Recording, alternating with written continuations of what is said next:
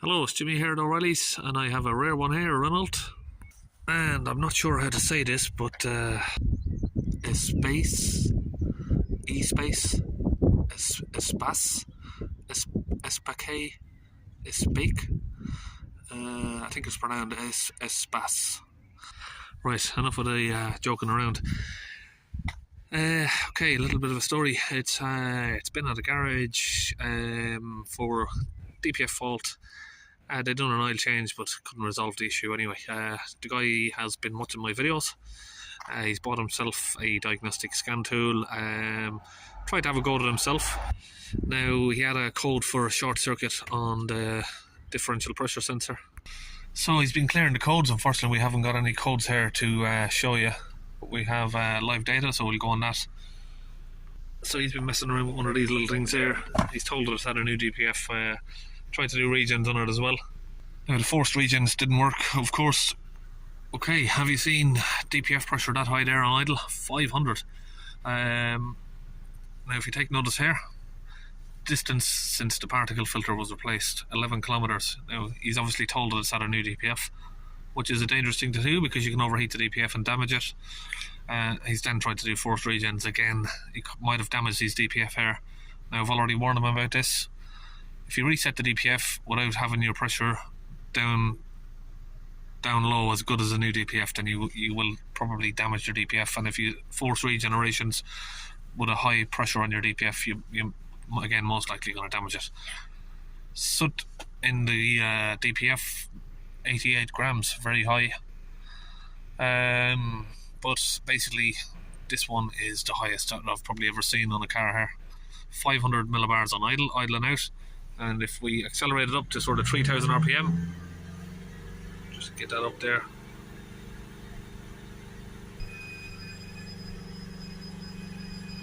The sensor is actually maxing out 1999. I can't go any higher. We'll let that down. You can see it starts coming down. So this is literally the highest DPF pressure I've ever seen. It's the highest that the sensor can actually even read, 1999. Can we clean it? Only one way to find out.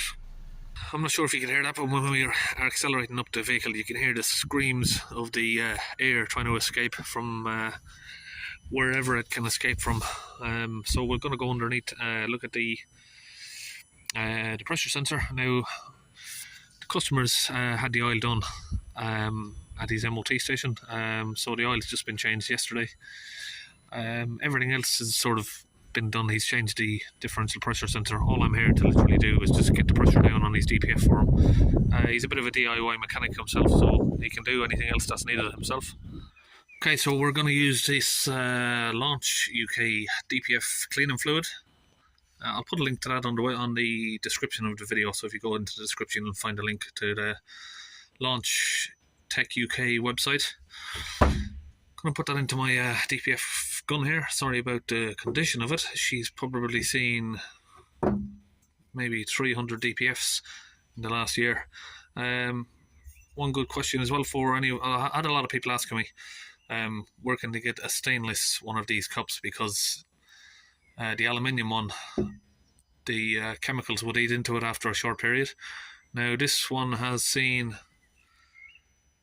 somewhere between 250 to 350 DPFs, and it's still working fine, so I wouldn't say that that's an issue to worry about, to be honest. So I'm going to use half of this bottle of Launch fluid, and I've just topped it up there with the plain water. Couldn't video that because I can't hold the large gallon on while I'm recording.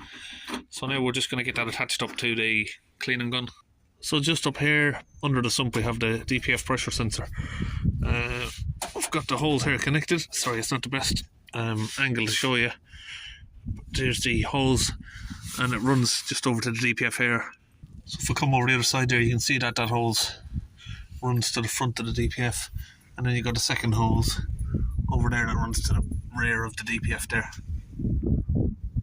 Right, so I've got the cleaning gun connected up to the compressor, and let's just squeeze it in. Hopefully there's not enough pressure that this blows off. There's one way to find out. Sometimes if the pressure's too much, you can just blow the nozzle off.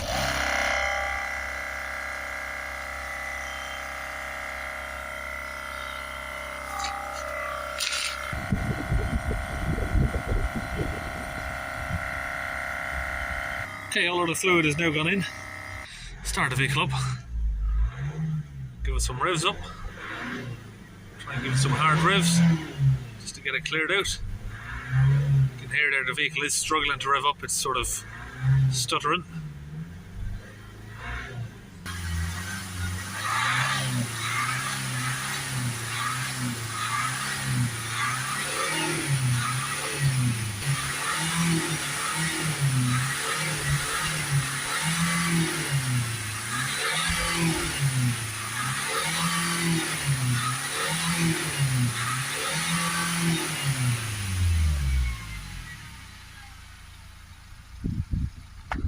You can see there she's kicking out quite a lot of smoke.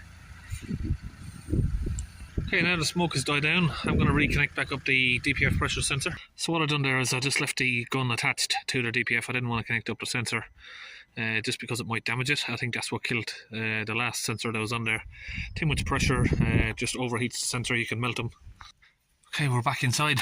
Let's start it up. We've got the sensor now connected back up.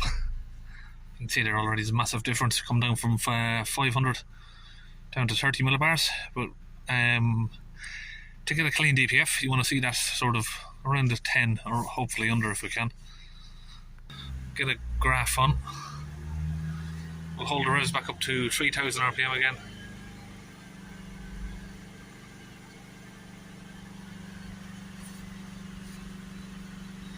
Now we haven't finished obviously yet, the vehicle's only been running less than a minute, so it might still come down a bit more. Where we'd like to see that at 3000 RPM, I'd like to see it under 100, and under idle I'd like to see it under 10.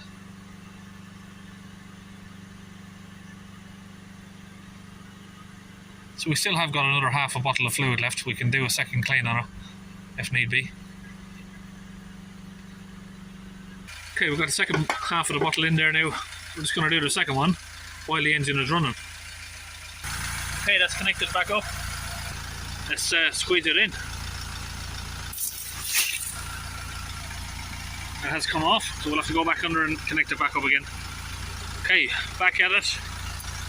Pushed it in a little bit tighter this time.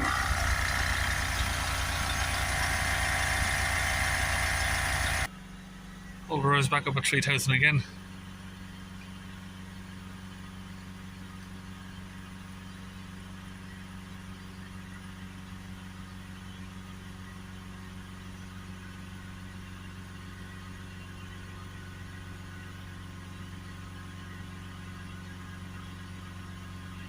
Okay, we're back on 3000 revs.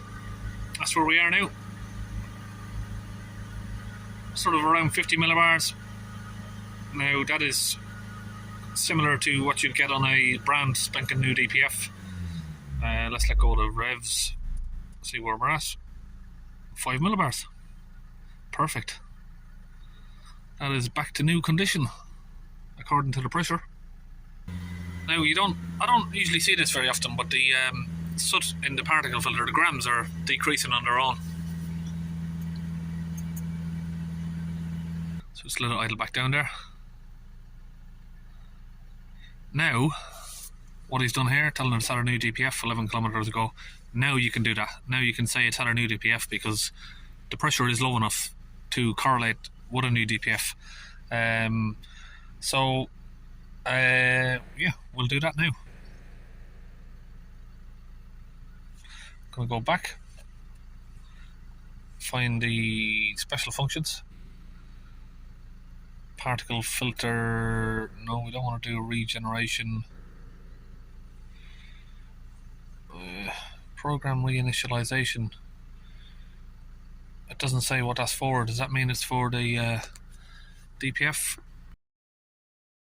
Okay, we've got the vehicle running again. We can see all of the errors are gone already, but we're gonna load back up the faults and clear them.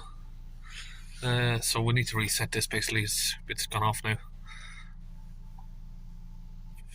There was a code for the. We might have to restart this. So we had a code here first for the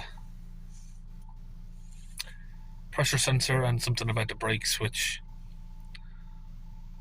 Okay, we're back here, so we're going to go to this after replacement of the particle filter.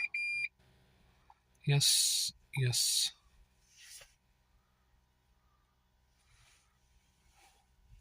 Communication error. We'll have to make sure the engine switched on. Okay, so just a bit fiddly getting the hang of these switch buttons. The ignition keeps switching off while we're in the middle of resetting it. But yeah, it's all been done now. That's it. We're down to sort of 4 or 5 millibars on the idle. Everything's all done. So see you in the next video.